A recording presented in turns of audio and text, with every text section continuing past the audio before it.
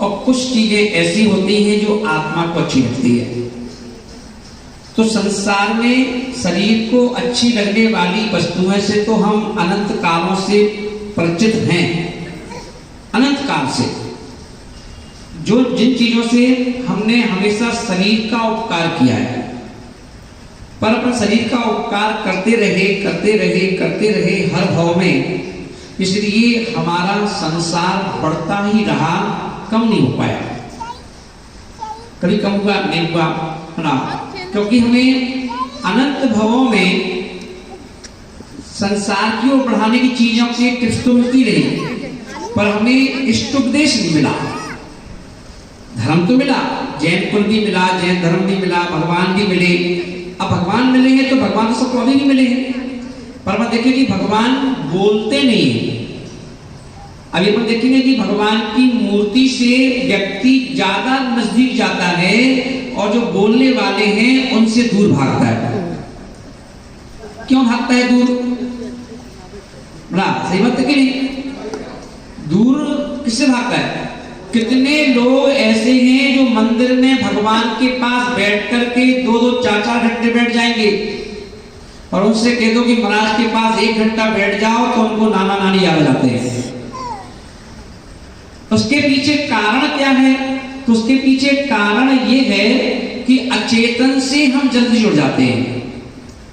अचेतन से जुड़ने में क्या नुकसान, क्या फायदा है? तो जो भगवान क्या है, चेतन है क्या चेतन? अचेतन है। और भगवान अचेतन है तो भगवान की भक्ति तुम्हें जैसे करना है, भगवान को जब उठाना है, जिन भगवान को उठाना है, भाई भगवान कुछ कहते हैं क्या? इतनी मूर्तियां हैं, तुम्हारा मन होगा, भगवान मन से तो उठा देंगे। किसके मन से? अपने मन से। एक काम करो, चलो उठाओ, चले काम करो, आधा उठाओ, चले काम करो, फल उठाओ। तो उन्होंने ठीक है, उठाए, खींचे, रख दिए, उठा के जल डाल दिया, काम हो गया से। तो अहंकार किसका पुष्ट हुआ? हमारा। कि आपको क्या लगा कि मैंने अपनी मर्जी से भगवान उठवा लिए, मैं जो कहता हूं वो भगवान उठा लिए जाते हैं, तो आपका यहां भी अहंकार पुष्ट हो गया, है ना। और अब चेतन व्यक्ति मुनिराज हैं, अब इनके पास, इनसे कहा भैया तुम 2-2 घंटा 3-3 घंटे भगवान पर बैठ लेते हो, तो मुनिराज के पास क्यों नहीं बैठते हो? देखो स्वाभाविक है, मुनिराज के पास, मतलब कि गुरु के पास बैठा हो, गुरु के पास व्यक्ति भागता है। क्यों भागता है? बोले गुरु की सुनना पड़ेगी, सिर्फ यहाँ सुनाने का कोई काम नहीं। क्या है? गुरु के पास सुनाने का काम है, सुनने का है, या सुनने का है। और सुनने में कभी कभी ध्यान रखना, जब कोई व्यक्ति सुन रहा हो, जैसे हमने कहा सुनने में ज्यादा आनंद आता है कि सुनाने में? सुनने में। तो कह रहे सुनाने में ज्यादा आनंद आता है, हमने कहा ना। क्योंकि तो देखेंगे जब भी यदि मान लो, सपोज करो कि मैं स्वाध्याय कर रहा हूं, है ना, तो आनंद नहीं आएगा, आनंद पढ़ने में आएगा, है ना। क्यों? क्योंकि अभी हम सुना नहीं दे, सुनने में इंटरेस्ट नहीं है। इंटरेस्ट क्या है? सुनाने में। और अभी बंदे को कुछ सुनाने के लिए कोई सुनने वाले 10 लोग आ जाए, हमें सुनाओ यार, अच्छा जाओ बैठो बैठो। तो सुनने वाला कहे कि मैं जाऊं, अरे रुक जाओ, कहाँ जा रहे हो, और सुन लो।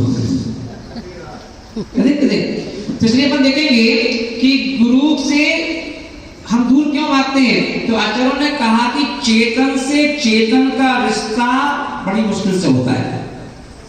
चेतन से चेतन का रिश्ता बड़ी मुश्किल से होता है। अचेतन से चेतन का रिश्ता बेधड़क आंख बंद करके हो जाता है। क्या बोले हमने? दोहराओ।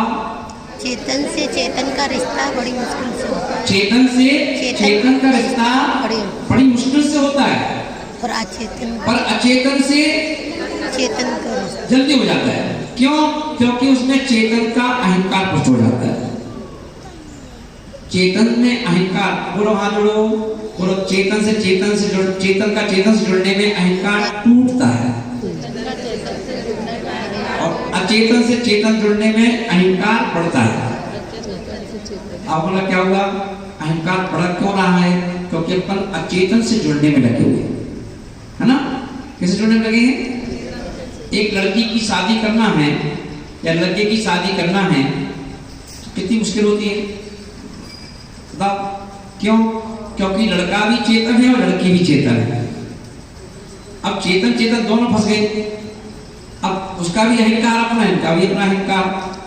तो क्या हो रहा है, कभी लड़की वाले आए देख कर रिजेक्ट करके चले गए। अभी भैया लड़की शादी हो जाए तो वही कितना दबाना है, पर अभी तो हम स्वतंत्र हैं, अभी तो रिजेक्ट कर सकते हैं। देखा चले गए, देख के कितने लड़के वाले आते हैं, महाराज जी लड़के की उम्र 35 साल हो गई, क्यों शादी क्यों नहीं हो रही भाई? महाराज जी रिश्ते तो बहुत आते हैं, रिश्ते तो बहुत आते हैं, देखते हैं, जो भी कहते बहुत पसंद है, उसके बाद कोई खबर ही नहीं आती उनकी। तो भैया चेतन से चेतन का रिश्ता इतना आसान नहीं है ना, ऐसे जुड़ जाएगा। क्यों? चेतन है ना, दोनों चेतन है। अब अचेतन से जुड़ना है तो हाल गए शोरूम में एक गाड़ी दे दो, बुक करी, पैसे दिए ठप्पे से, जहां गाड़ी खड़ी कर दी, क्या हो गया? ऐसा छीना छोड़ा करके निकलोगे गाड़ी में से। अरे ये कब गाड़ी आ गया? आकाश अभी 2 दिन पहले लिया, अहंकार कुछ हुआ कि नहीं हुआ है ना। तो अचेतन में क्या हुआ? कोई महिला में अच्छी बड़ी साड़ी लाई फर्स्ट क्लास, सबसे हटके, तो अलग इटला के चलेगी तो जान पल्लू करेगी, ऐसा करेगी। क्यों? कोई पूछ तो ले, अरे नहीं ना चल रही है, हाँ वही पति गए थे ना सिंगापुर, वहां से। तो अचेतन से क्या होता है? अचेतन से सोने का कंगन हो, सोने कंगन यदि हो तो बार बार लोग देखे तो कैसे नहीं। तो अचेतन से रिश्ता जल्दी जुड़ जाता है, क्योंकि उससे हमारा क्या होता है? अहंकार कुछ होता है, पर चेतन से आसान नहीं है। इसलिए भगवान से जुड़ने में बड़ा अच्छा लगता है, पर गुरु के पास मंदिर में जाने में क्या होगा, लोग सोचना पड़ेगा कि मैं गुरु के पास गए क्या? अभी नहीं गया। क्यों? अरे मंदिर में 2 घंटे लग जाते हैं, मंदिर में 4 घंटे लग जाते हैं। तो 4 घंटे बेटा चेतन से चिपका हुआ है, चेतन से चिपक जाओ, कल्याण तो किससे होगा? चेतन से होगा, है ना। तो इसलिए आचार्य बोले कि ध्यान रखो, अनंत भवों से हमने क्या किया, जो अचेतन वस्तुएं हैं उनसे ज्यादा हमने मोह किया है, चेतन से भी किया। और चेतन से भी एक बार कर लिया होता तो चेतन क्या करता है? अहंकार पर चोट मारता है। भैया कैसे बैठे हो? मां ने कहा भी चलिए कुर्सी पे बैठ जाओ, भैया पीछे बैठ जाओ ना, क्योंकि अपन देखिए हम अपनी मर्जी से बैठना चाहते थे ना। तो कहीं भी बैठे, मेरे वहां बैठ गए, पर उन्होंने कहा वो चाहते थे कि डिसिप्लिन के साथ बैठ जाओ ना। वो तो रखा था, अरे उठ गए तो तुम उठा रहे हो सबके सामने ना, सबके सामने ऐसा कह रहे हो, कैसे महाराज जी, महाराज दिमाग नहीं है। प्रताप अच्छे खासे बैठे थे, हमको उठा दिया है ना सबके सामने, ऐसी आवाज में बोल रहे तो बड़ी बेइज्जती हो रही है। अरे प्रवचन सुनने आए, बेइज्जती कर रहे। तो अहंकार चेतन को, जब चेतन 2 चेतन एक साथ मिलते हैं तो पति पत्नी झगड़ा कब होता है? कभी कभी गौर करो, पति पत्नी में जो झगड़ा होता है कोई सेंस ही नहीं होता।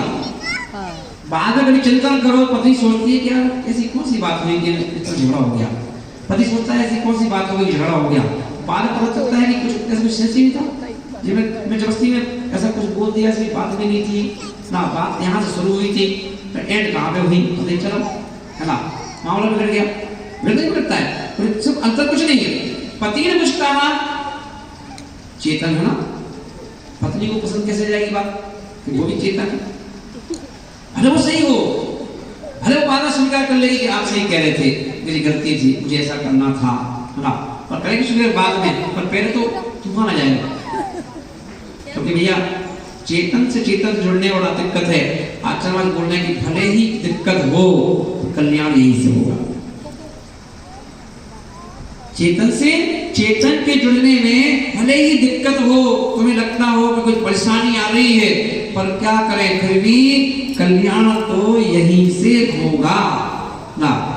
तो हम भी भगवान के पास चले जाते, कल्याण हो जाता। और गुरु के पास गए, और गुरु के पास देखो, ये पास गुरु बनाओ, गुरु बनाने में बहुत कुछ स्वाभिमान ठेस तो करती है कभी कभी, पर सहन करने में फायदा है, सहन करने में ही फायदा है। गुरु के पास रहो और सहन करते रहो, सहन करते रहो, तो एक दिन हीरा बन जाओगे। क्या बन जाओगे? हीरा बन जाओगे ना। क्योंकि गुरु का मतलब है, गुरु का मतलब ये नहीं है कि तुम्हें मोमेंट को देगा। गुरु का मतलब ये, गुरु बनाने का मतलब ये नहीं कि तुम्हें पटका पहनाता रहेगा, तुम्हें तारीफ करता रहेगा। गुरु का मतलब ये है तुम्हें समय समय पर डांट भी पड़ाएगा।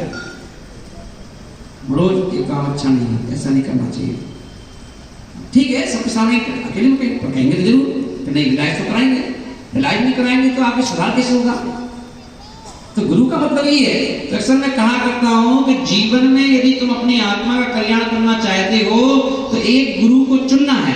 पर गुरु कैसे चुनना है? जो गुरु चेतना रहे। क्या हो रहा है? बिल्कुल नहीं, ऐसे नहीं चलेगा। पर गुरु भी ऐसे होना चाहिए, self control, first self control, then discipline, है ना। स्वयं भी कंट्रोल में रहते हैं, स्वयं भी ना अपने रूल्स फॉलो करते हैं, और फिर तुमसे रूल्स फॉलो कराते हैं ना। पिछले ना तो उस क्लास, उन गुरु के जितने भी बच्चे होंगे वो सबके टॉपर होंगे, टॉपर होंगे। नहीं देखो ना, अब पता चला गुरु ही ढीले डाले हैं, और गुरु ही ढीले डाले हैं, और वो तुम्हें कहेंगे तुम ऐसे कर ले। अब गुरु खुद मोबाइल रख के बैठे हो और कहें मोबाइल नहीं चलाना चाहिए, लोग हंसेंगे, कहेंगे नहीं। आप जो भी काम, अगर आप पिताजी का शराब पीते हो, बच्चे से बड़ा बड़ा शराब नहीं पीना चाहिए, तो बेटा मुंह नीचे मुंह करके कहे, मन्नत क्या सोचेगा? कैसा बाप है, खुद पीता तो कुछ नहीं, हमसे कहना खराब है ना। तो इसलिए ये सुक्ति है, first self control, then discipline. Gandhi, Mahatma Gandhi के पास एक माता अपने बच्चे को लेकर पहुंची और बोली, बापूजी बापूजी ये गुड़ बहुत खाता है, इसे गुड़ छुड़ाओ। और हमें मालूम है कि ये आपकी बात काटेगा नहीं, क्योंकि आपकी बहुत इज्जत करता है। गांधी जी बड़े विनम्र थे, उन्होंने बहन से कहा कि हे बहन, एक काम करना, 8 दिन बाद आना। फिर ठीक है, 8 दिन बाद बच्चे को लेकर पहुंची, अरे बापूजी इस बच्चे का गुड़ छुड़वा दो, बहुत गुड़ खाता है। तो गांधी जी ने पढ़ा, बेटा गुड़ नहीं खाना चाहिए, गुड़ से पेट में कीड़े पड़ जाते हैं ना, स्वास्थ्य खराब हो जाता है, दांत गिर जाते हैं। उसने कहा ठीक है, आज से त्याग, नहीं खाऊंगा। वो माँ सुन रही थी बड़े कान लगा करके। माँ बोली, इतनी सी बात तो कहना थी जो तुमने अभी कही है, बच्चे ने छोड़ दिया। तुमने 8 दिन पहले कह देते, तो 8 दिन अगर पहले कह देते तो तुम 8 दिन से गुड़ तो नहीं खाता। वो बोली, बहन 8 दिन पहले मैं खुद गुड़ खाता था, अब मैं खुद गुड़ खाता था, और मैं अपने तुम्हारे बेटे से कैसे कह देता गुड़ छोड़ दो बेटा। तो पहले मैंने छोड़ा, फिर मैंने कहा ना, ऐसे गुरु समझे ना।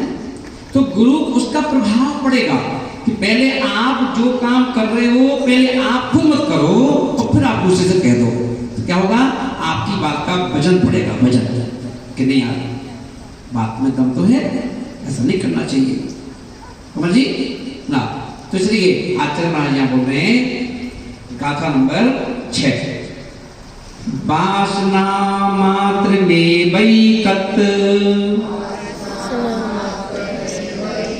सुखम दुखम च देहिनां तत्ताहुति जयन्ति येते भोगा रोगा इवापदी। हाँ, क्या बोल रहे हैं यहाँ पे? देही नाम, हम सबके बारे में बोल रहे हैं आचार्य महाराज। जो संसारी लोग हैं, संसारी जीव हैं, एतत् सुखम, इंद्रिय सुख। अपने किसको सुख मान लिया है? देखिए, सिद्धों के पास कितनी इंद्रियां हैं बताइए?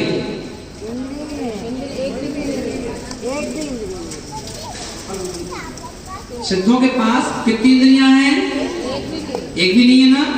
तो मुझे बताओ, तो उनके पास सुख नहीं है? हैं? अनंत सुख है बिना इंद्रियों के। और अपने पास क्या है? इंद्रियां हैं, आत्मा भी है, फिर भी सुख नहीं है। क्यों? क्योंकि हमने इंद्रियों के सुखों को सुख मान लिया है। अब देखो 5 इंद्रियां, बोलो कितनी इंद्रियां होती हैं? क्यों, कौन कौन सी उनको बताया? हाँ बाबू जी बताओ, पीढ़ी शर्मा वाले 5 इंद्रियां कौन कौन सी हैं? माइक दो, ये माइक। तो 5 इंद्रियां कौन कौन सी हैं? भाषण बोलो। स्पर्शन, रसना, घ्राण, चक्षु, कर्ण। ये 5 इंद्रियां हैं। कितनी इंद्रियां हैं? 5 इंद्रियां। और 5 इंद्रियों में पहली इंद्रिय कौन सी है? स्पर्शन। स्पर्शन यानी शरीर, ध्यान रखना, स्पर्शन यानी शरीर। और ये शरीर जो है क्या करता है? ये शरीर ने पित्त कष्ट दी अपन को। ये स्पर्शन इंद्रिय में कौन प्रसिद्ध हुआ? हाथी। कौन हुआ? हाथी। हाथी क्यों प्रसन्न हुआ? प्रसन्न नहीं, प्रसिद्ध हुआ। हाथी, हाथी के पास भी शरीर है, स्पर्शन इंद्रिय है। तो हाथी जो ऐसा जानवर है, ऐसा जीव है कि उसकी दृष्टि हमेशा हथनी पर रहती है। हथनी भी है ना, शरीर है उसका, है ना। तो अब अपन ये देखेंगे कि आपको एक चीज मालूम हो, जब जब भी पंच कल्याणक होता है और जब भी गजरत होता है, गजरत, तो गजरत में एक हाथी और एक हथनी लगाई जाती है ना। बिना हथनी के हाथी रथ नहीं चला सकता। वो हथनी अगर बात साइड में रहेगी एक साथ, तो वो हथनी को देख देख कर हथनी का विचार करते करते पूरी यात्रा करवा लो, उससे 7 के 14 परिक्रमा करवा लो। आपको अगर चीज पता ही नहीं होगी वाली बात, है ना। कितने गजल देख चुके होंगे, है ना। क्योंकि अभी जब मुझे भी कब पता चला, जब मैंने आहार जी में पंचकरण करवाया, तो भूरे खां जो हाथी वाला है, मैंने कहा, उससे बात हुई तो मैंने कहा भैया हाथी ले आना। बोले ठीक है मैं ले आएंगे, तो ना। तो वो हाथी लेके आया, तो कितने ले आए? 3। तो बोले एक हथनी है, 2 हाथी। मैंने हथनी क्यों लेके आए भाई? तो उसे कहा था 3 हाथी लेके आना। बोले गजरत नहीं चल पाएगा। बोले क्यों? बोले गजरत में तो एक हथनी चाहिए, तो हाथी उसको दे दे के चलता रहेगा। बोले हाँ, क्या बात है ना। तो हाथी जो है हथनी का दीवाना, है ना। स्पर्शन इंद्रिय, अब स्पर्शन इंद्रिय है तो खतरनाक है कि नहीं? अब एक जंगली हाथी को बस में करने के लिए महावत क्या करता है? उसकी कमजोरी पकड़ता है। क्या कमजोरी है? बोले हथनी। तो क्या करता है? एक गड्ढा खोदता है, 20-25 फुट का गड्ढा खोदता है, और उस गड्ढे के ऊपर झाड़ होती है, झाड़, सूखी झाड़, उसको रख देता है। और एक हथनी बनाता है कागज की, फुट्टे उट्टे को लगा करके एक हथनी बनाता है। और हथनी को उस गड्ढे के ऊपर झाड़ है, झाड़ के ऊपर खड़े कर देता है। हाथी आता है, देखता अरे हथनी, अब भूल जाता है कहाँ जा रहे थे। और क्या करता है? उस हथनी के पास गड्ढे के, उसे क्या मालूम गड्ढा है नीचे, और फिर कागज की है, और जाकर सीधे गड्ढे की तरफ चला जाता है और झाड़ चढ़ जाता है। तो झाड़ के साथ वो तो हथनी तो काटी थी, फटफटी गई, है ना। और गड्ढे में पहुंच गया। अब गड्ढे में पहुंचा तो समझ लो अब क्या होगा, एक व्यक्ति के बस में आ जाएगा। 15 दिन भोजन नहीं मिलना है, पानी मिलना नहीं है, गुस्सा में है, जंगली है, क्योंकि ना गड्ढे में क्या करना है, सोच रहा कोई मिल जाए तो उसको मार लूंगी, किसने की साजिश। पर 15 दिन में जब खाना पीना नहीं मिलता तो व्यक्ति टूट जाता है। अब वो सोचता है कि बाप रे, गड्ढे में गिरे तो गिरे, कुछ खाने पीने को भी नहीं मिल रहा है। तब जाके वो एक महावत भूखता है ऊपर से, अरे हाथी कैसे गिर गया, कैसे गिर गया, भटका तो उसी ने था, कैसे गिर गया। अब वो क्या करता है, सबसे पहले उसको खाने की चीज डालता है गड्ढे में, खाओ। अब हाथी रोज देख रहा है कि यार हितेशी है, हितेशी है, रोज गड्ढे, हम गड्ढे में पड़े हैं, कोई देखने वाला नहीं, इस व्यक्ति ने खाने पीने को दिया, ये हितैषी है। और क्या करता है वो धीरे धीरे 1 दिन 2 दिन 5 दिन 10 दिन खाने को देता है, ऐसे ही जाता नहीं है। पर 10 दिन बाद सूर भी करने लगता है, दे देता है, हाथ में देता है, फिर धीरे धीरे और नीचे जाता है और नीचे जाता है, दोस्ती जैसे हो जाती है। और उसको निकाल के बाहर अब सारी जिंदगी वो हाथी उस महावत के बस में है।